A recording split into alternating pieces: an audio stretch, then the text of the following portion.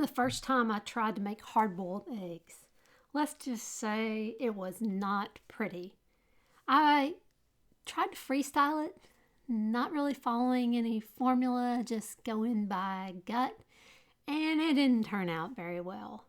What I discovered after that experience is that's incredibly simple to make hard-boiled eggs if you just follow a few key steps.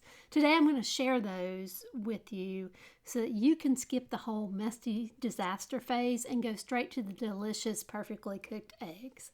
The first step is to select the eggs you want to use. Make sure they're not cracked already or discolored.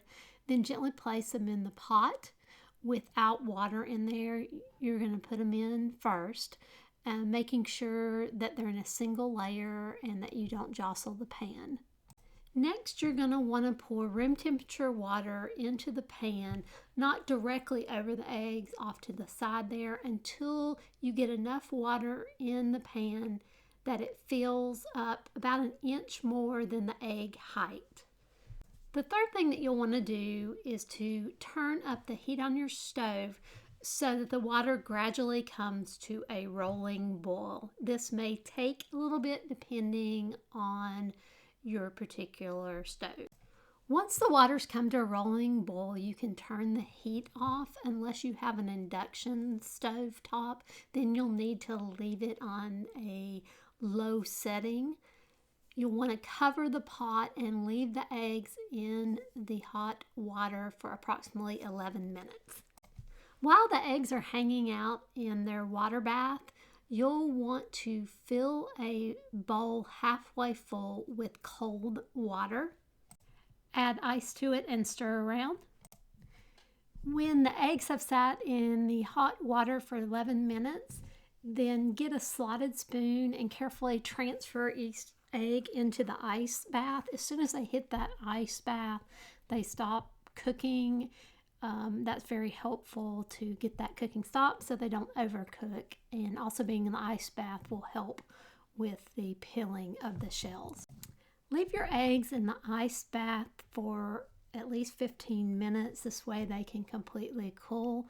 Then you can do one of several things. First, you can take them out and then crack one on the side of the bowl before you go. Dry it off and then peel it. I find this works best for the eggs where you don't really need the perfect peeling. You might have a little chunking as you see here, but if you're using the eggs for like cutting them up for salad or other things like that, it really doesn't matter. Taking your egg out of the ice bath, cracking it on the side of the bowl, and then peeling it under gently running cold water works well when you need your egg shells really not to stick to the egg itself. Trying to get a more even surface, for example, for deviled eggs or other eggs where you want to show off the egg as part of the whole egg as part of the recipe. When it comes to storing your hard-boiled eggs, if you want to be able to keep them longer, I would store them in the refrigerator unpeeled in an airtight container. They can generally last 5 to 7 days.